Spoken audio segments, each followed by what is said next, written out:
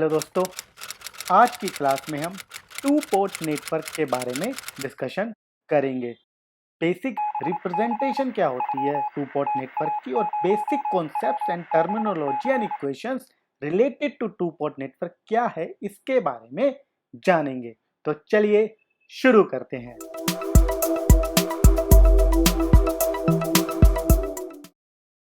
तो जब हम टू पोर्ट नेटवर्क की बात करते हैं तो सबसे पहले हमें जानना पड़ेगा कि पोर्ट्स क्या है।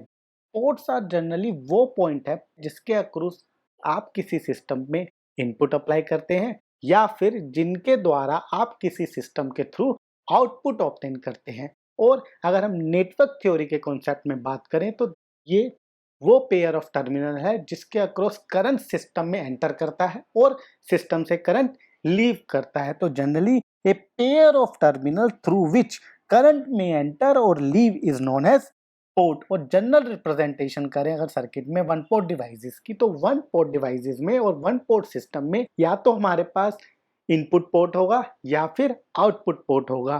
साइमल्टेनियसली हम डिवाइस को एज ए इनपुट और आउटपुट पोर्ट की तरह यूज नहीं कर सकते। फॉर एग्जाम्पल, जितनी भी हमारी टू टर्मिनल डिवाइसेस है लाइक रजिस्टर, कैपेसिटर, इंडक्टर, ये सभी वन पोर्ट डिवाइसेस हैं जिसके कारण या तो हम इनके अक्रॉस इनपुट अप्लाई करेंगे या इनको यूज करते हुए हम इनको आउटपुट डिवाइसेस की तरह यूज करेंगे। साइमल्टेनियसली इनको इनपुट एंड आउटपुट की तरह हम यूज नहीं कर सकते।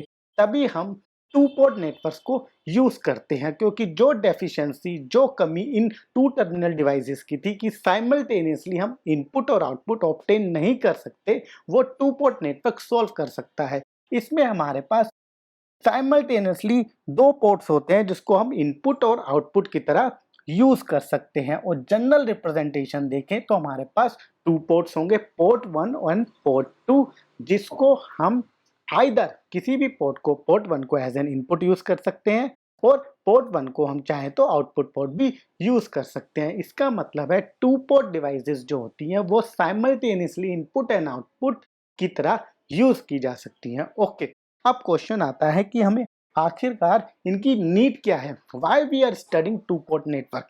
तो सपोज कीजिए आपके पास एक इलेक्ट्रॉनिक डिवाइसेस हैं, फैब्रिकेट करिए आपने एक electronic devices like BJT, MOSFET. तो इनको मॉडल करने के लिए हम जनरली टू पोर्ट नेटवर्क का कॉन्सेप्ट यूज करते हैं। और सपोज कीजिए आपको कोई एंटीना दिया गया है और आपको इसकी इनपुट इंपीडेंस फाइंड आउट करनी है, तो आप टू पोर्ट नेटवर्क के कॉन्सेप्ट को यूज करते हुए इस सिस्टम की मॉडलिंग करते हैं। तो जनरली टू पोर्ट नेटवर्क के कॉन्सेप्ट को यूज करते हुए हम किसी भी सिस्टम के पैरामीटर्स को फाइंड आउट करते हैं, लाइक वोल्टेज गेन क्या होगा, करंट गेन क्या होगा, इनपुट इंपीडेंस क्या होगी, आउटपुट इंपीडेंस क्या होगी। जनरली टेस्टिंग में टू पोर्ट नेटवर्क के कॉन्सेप्ट को यूज किया जाता है। ओके, तो यहाँ पे हम कंप्लीट सिस्टम को एज ए होल सर्किट की फॉर्म में रिप्रेजेंट ना करके एक ब्लैक बॉक्स की तरह रिप्रेजेंट करते हैं। और जब हम किसी सिस्टम को ब्लैक बॉक्स की तरह रिप्रेजेंट करते हैं तब हम उसको मैथमेटिकली रिप्रेजेंट करते हैं यूजिंग ट्रांसफर फंक्शन। और ट्रांसफर फंक्शन हम कंट्रोल सिस्टम में डिटेल में स्टडी करेंगे, पर यहाँ पे जान लेते हैं जब हम ब्लैक बॉक्स रिप्रेजेंटेशन यूज करते हैं और ट्रांसफर फंक्शन अप्रोच को यूज करते हैं तब हम सिस्टम की जो इनिशियल कंडीशन होती है उनको नेग्लेक्ट कर देते हैं। और यही कारण है कि जो ट्रांसफर फंक्शन अप्रोच है वो एग्जैक्ट अप्रोच नहीं है, वो एक अप्रोक्सीमेट अप्रोच है। स्टेट स्पेस एनालिसिस और कंट्रोल सिस्टम में हम ट्रांसफर फंक्शन के बारे में डिटेल में जानेंगे। तो यहाँ पर एक बात क्लियर है कि टू पोर्ट नेटवर्क में जो टर्मिनोलॉजी, जो कंसेप्ट हम यूज करते हैं उसमें हम किसी सिस्टम को मैथमेटिकल इक्वेशन से रिप्रेजेंट करते हैं, मॉडल करते हैं और फिर उसके डिफरेंट पैरामीटर्स को फाइंड आउट करते हैं। जनरली सिस्टम टेस्टिंग फेज में हम सिस्टम की मॉडलिंग में टू पोर्ट नेटवर्क को यूज करते हैं। ओके, तो जब हम टू पोर्ट नेटवर्क को ब्लैक बॉक्स रिप्रेजेंटेशन करेंगे तब हम ध्यान रखेंगे करंट की डायरेक्शन का और पोलैरिटी ऑफ टर्मिनल वोल्टेजेस का। ओके, तो हमने यहाँ पर इनवर्ट करंट I1 और I2 को जैसे सर्किट में दर्शाया गया है उसी के बेसिस पर हम टू पोर्ट पैरामीटर्स को डिफाइन करेंगे। ओके, तो चलिए अब हम मॉडल कैसे करें टू पोर्ट नेटवर्क की। तो हमारे पास टोटल 4 टर्मिनल क्वांटिटीज हैं, V1, V2, I1 and I2। तो जनरली हम क्या करते हैं, किसी भी दो क्वांटिटीज को, सपोज कीजिए मैं V1 एंड V2 को चूज कर लेता हूं एज ए इनपुट और एज एन एक्साइटेशन, तो उसके करस्पॉन्डिंग मुझे आउटपुट करंट क्या मिलेगा, I1 एंड I2, इसको मैं मेजर करता हूं और V1 एंड V2 के इस प्रोसेस को डिफरेंट डिफरेंट वोल्टेज रेटिंग और डिफरेंट डिफरेंट वोल्टेज रेंज के लिए रिपीट करता हूं। जो मुझे रीडिंग्स मिली है उन रीडिंग्स को यूज करते हुए V1 एंड V2 को I1 एंड I2 से रिलेट करता हूं।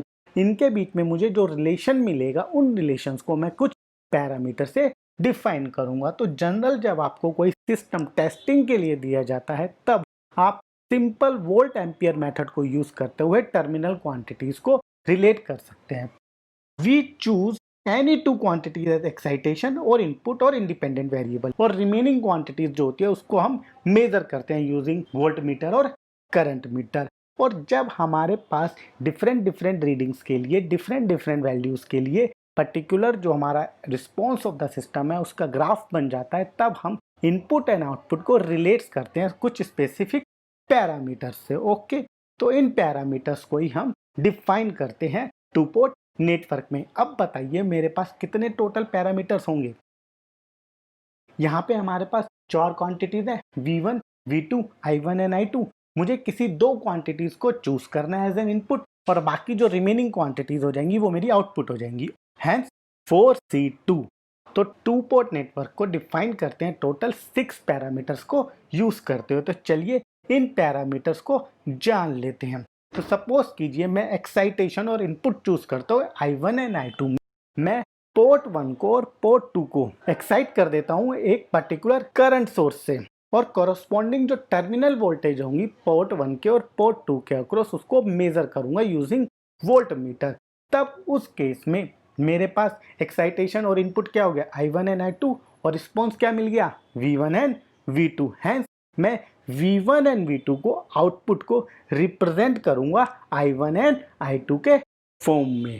ओके, सिमिलरली सपोज कीजिए मैं अब करंट ना अप्लाई करके टर्मिनल पोर्ट के अक्रॉस पोर्ट 1 के और पोर्ट 2 के अक्रॉस वोल्टेज मीटर को अप्लाई करता हूं और करस्पॉन्डिंग जो मुझे आउटपुट मिलेगा I1 एंड I2 उसको मैं मेजर करूंगा यूजिंग करंट मीटर। ओके, तो इस केस में मैं रिप्रेजेंट करता हूं I1 एंड I2 को in form of V1 and V2। यहाँ पे I1 एंड I2 मेरा आउटपुट हो जाएगा या फिर मेरा रिस्पॉन्स ऑफ द सिस्टम हो जाएगा, और करस्पॉन्डिंग इनपुट और इंडिपेंडेंट वेरिएबल क्या हो जाएंगे, V1 एंड V2। इस केस में जो मैं पैरामीटर बोलता हूँ उसको मैं बोलता हूँ एडमिटेंस पैरामीटर्स और वाई पैरामीटर्स। ओके, सिमिलरली अगर मैं V2 एंड I2 को एज ए इनपुट अप्लाई करता हूँ और करस्पॉन्डिंग V1 एंड I1 को आउटपुट ऑब्टेन करता हूँ, तब मैं V2 I2 को V1 I1 से रिलेट करता हूँ यूजिंग ABCD पैरामीटर और ट्रांसमिशन पैरामीटर्स। ओके, सिमिलरली अगर मैं V1 एंड I1 को एज एन इनपुट चूज करता हूँ और कॉरस्पॉन्डिंग जो मेरा आउटपुट ऑब्टेन होता है V2 एंड I2, मीन्स मैं V2 एंड I2 को V1 एंड I1 के फॉर्म में रिप्रेजेंट करता हूँ, तब जो मुझे पैरामीटर मिलता है उसको मैं बोलता हूँ इनवर्स ABCD और T dash parameters. Okay, V1 and I2 को मैं रिप्रेजेंट करता हूँ I1 एंड V2 के फॉर्म में, तब मुझे हाइब्रिड पैरामीटर्स और H पैरामीटर्स ऑब्टेन्ड होते हैं। ओके, आपको याद रखना है कि किस पेयर ऑफ टर्मिनल क्वांटिटीज को मैं इनपुट चूज कर रहा हूँ और किस टर्मिनल क्वांटिटीज को मैं आउटपुट चूज कर रहा हूँ, उसके हिसाब से पैरामीटर की वैल्यू भी चेंज हो जाएगी। ओके, सिमिलरली अगर मैं V1 एंड I2 को इनपुट अप्लाई करता हूँ और corresponding I1 and V2 obtain करता हूँ as an output, means I1 and V2 को मैं रिप्रेजेंट करता हूँ V1 एंड I2 के फॉर्म में, तब मैं जो पैरामीटर यूज करता हूँ मॉडलिंग के लिए उसको बोलता हूँ इनवर्स हाइब्रिड और H डैश और G पैरामीटर्स। तो टोटल मेरे पास 6 पैरामीटर्स हैं, इनको यूज करते हुए मैं टू पोर्ट नेटवर्क की मॉडलिंग करता हूँ।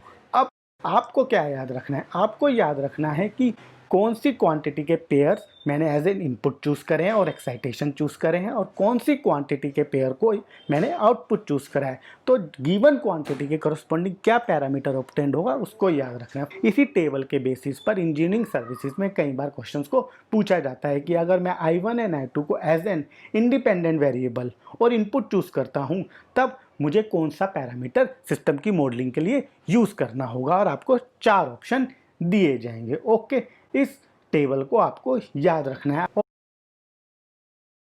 तो चलिए अब जान लेते हैं basic equations of two port networks क्या होंगी। हमारे पास टोटल 6 पैरामीटर्स है, तो इन पैरामीटर्स को कैसे हम मैथमेटिकल इक्वेशंस के फॉर्म में रिलेट कर सकते हैं।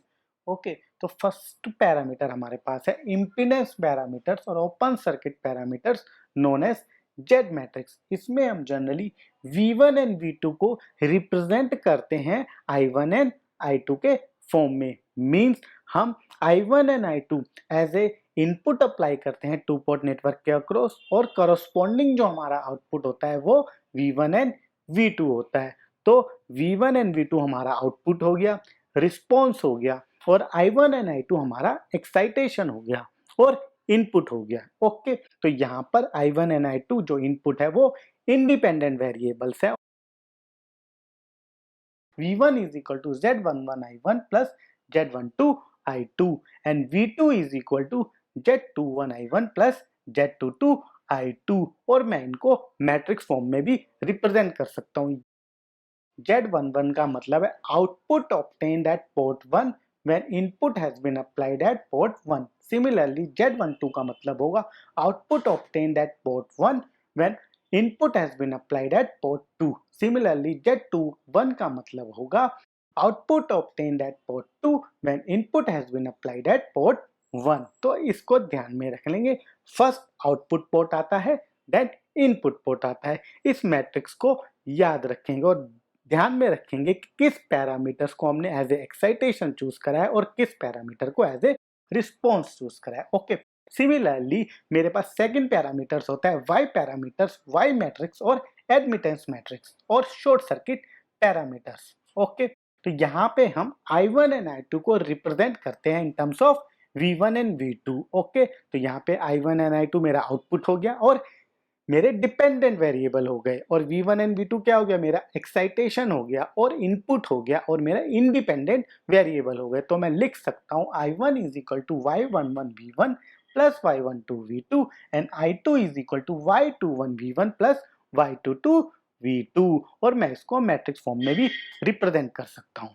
ओके, यहाँ पे आपको ध्यान देना है कि Z पैरामीटर्स को मैं ओपन सर्किट पैरामीटर बोल रहा हूं, जबकि Y पैरामीटर्स को मैं शॉर्ट सर्किट पैरामीटर्स बोल रहा हूं। क्यों? इसको हम डिटेल में स्टडी करेंगे जब हम Z पैरामीटर्स और Y पैरामीटर्स को इंडिविजुअली डील करेंगे। पर फिर भी अगर मुझे यहाँ पर Z11 को फाइंड आउट करना है तो मैं मानूंगा I2 0 है। तो जब मेरा I2 0 होगा तो इसका मतलब क्या है, करंट 0 है। तो करंट कब 0 होता है, जब वो पोर्ट ओपन सर्किट होगा। इसीलिए हम इसको Z मैट्रिक्स को ओपन सर्किट पैरामीटर्स बोलते हैं। सिमिलरली जब मुझे Y मैट्रिक्स में Y11 को कैलकुलेट करना है तो मैं मानूंगा V2 0 है।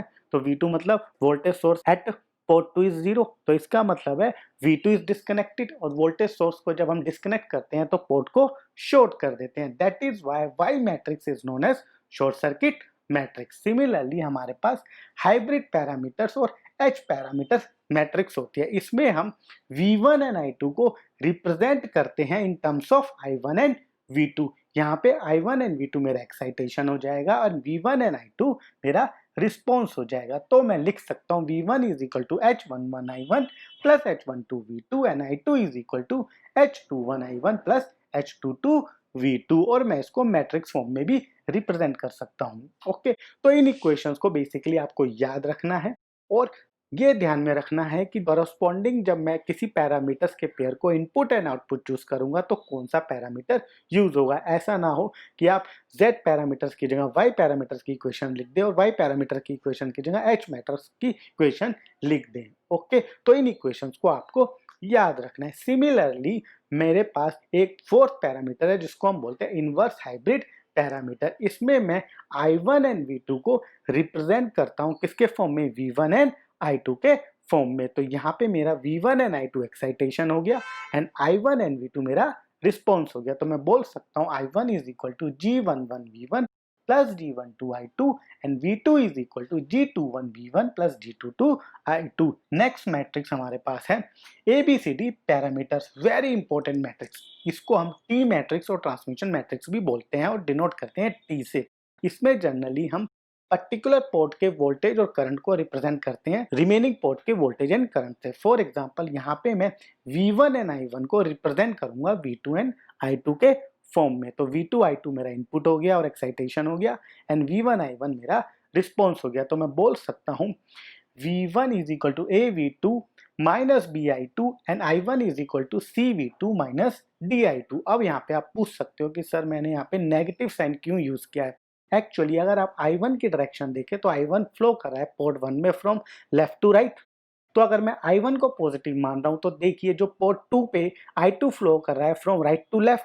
तो अगर I1 की direction left to right positive है तो I2 की डायरेक्शन राइट टू लेफ्ट क्या हो जाएगी, negative. That is why we have chosen V1 is equal to AV2 minus BI2 and I1 is equal to CV2 minus DI2। और मैं इसको matrix form में भी रिप्रेजेंट कर सकता हूँ। T matrix most important matrix है फॉर इलेक्ट्रिकल इंजीनियरिंग स्टूडेंट के लिए। ओके, तो इन पैरामीटर्स की मैट्रिक्स और कौन से पैरामीटर को मैंने रिस्पॉन्स और एक्साइटेशन के फॉर्म में यूज करा इसको आपको याद रखना है। सिमिलरली मेरे पास इनवर्स ABCD पैरामीटर्स और इनवर्स ट्रांसमिशन मैट्रिक्स भी होती है जिसमें मैं V2 I2 को रिप्रेजेंट करता हूँ किसके फॉर्म में, V1 I1 के। तो मैं बोल सकता हूँ मेरा V2 हो जाएगा A dash V1 minus B dash I1 and I2 हो जाएगा C dash V1 minus D dash I1 और इसको मैं मैट्रिक्स फॉर्म में भी लिख सकता हूँ। तो टोटल हमारे पास 6 पैरामीटर्स हो गए।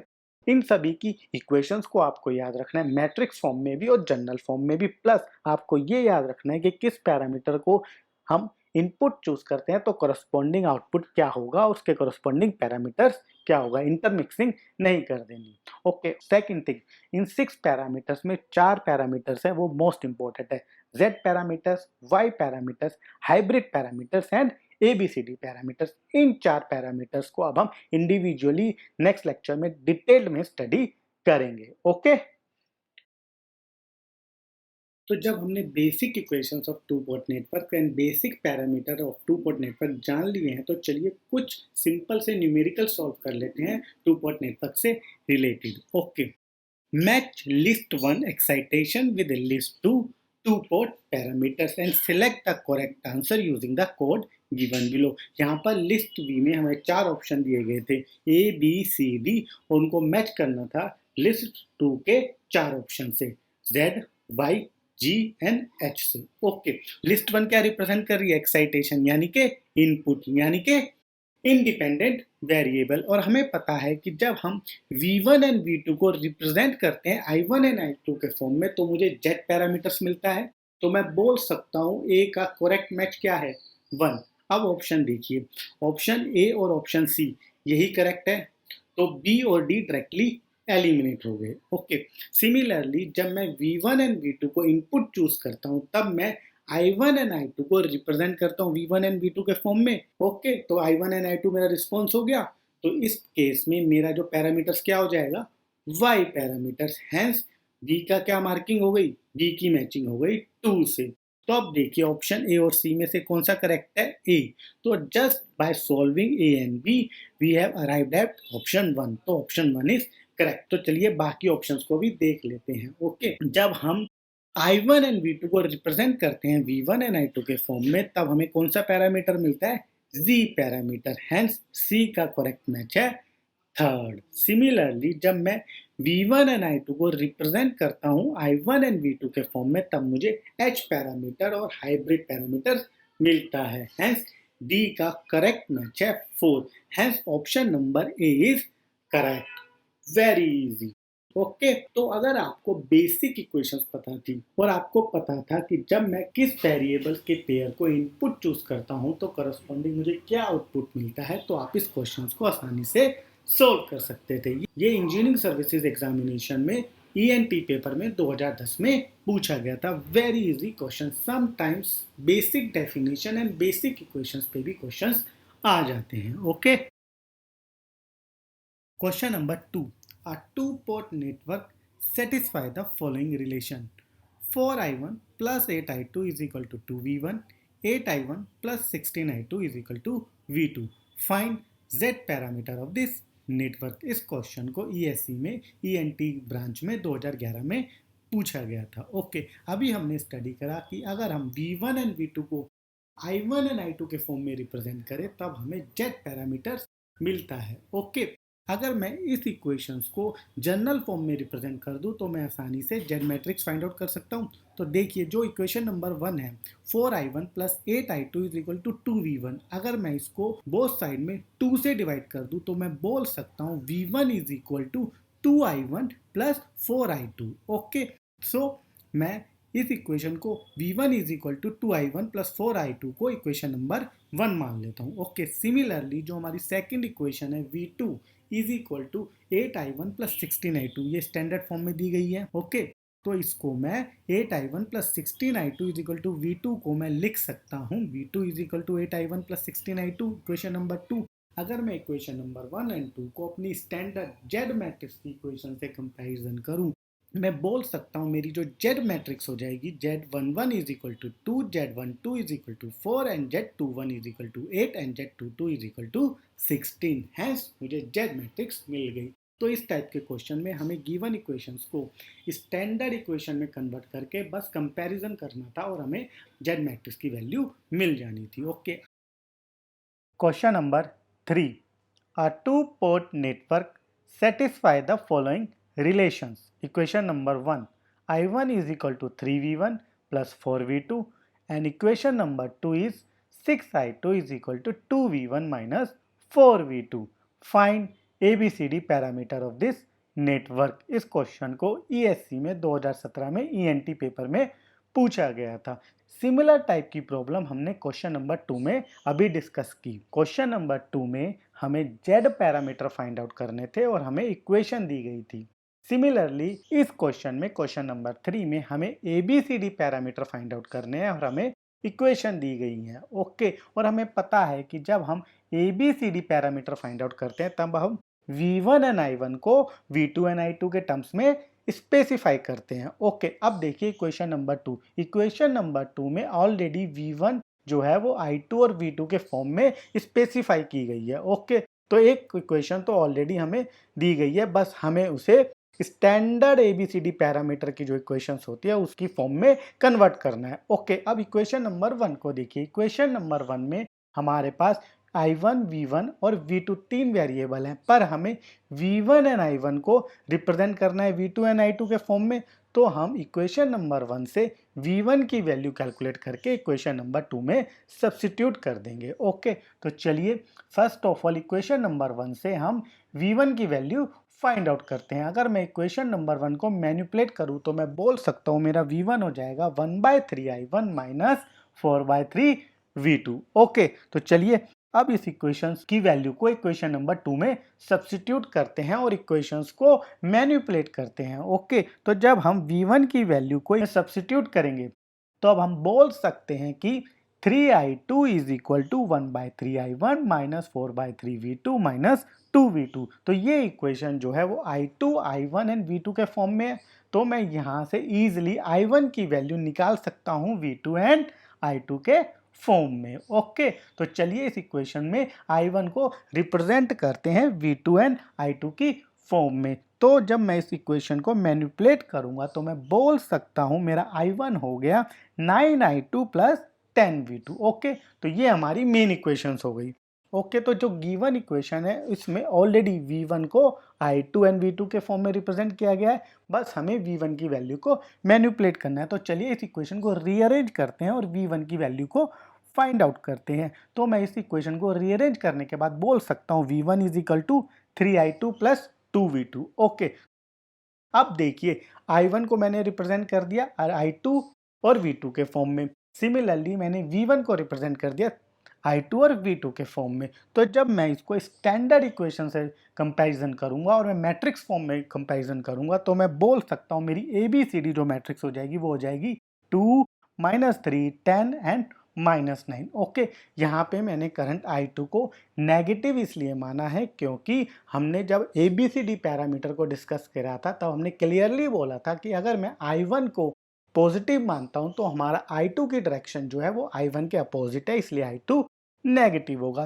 तो जब मैं गिवन इक्वेशंस को अरेंज करके सोल्व करता हूँ और कंपैरिजन करता हूँ ABCD मैट्रिक्स की स्टैंडर्ड फॉर्म से, तो मैं बोल सकता हूँ जो A पैरामीटर हो जाएगा वो 2 हो जाएगा, B पैरामीटर हो जाएगा -3, C पैरामीटर हो जाएगा 10 एंड D पैरामीटर हो जाएगा -9। Very easy question. ओके, तो चलिए अब हम इस लेक्चर को यहीं पे स्टॉप करते हैं। नेक्स्ट लेक्चर में हम इंडिविजुअल पैरामीटर्स को डिटेल में डिस्कशन करेंगे। ओके।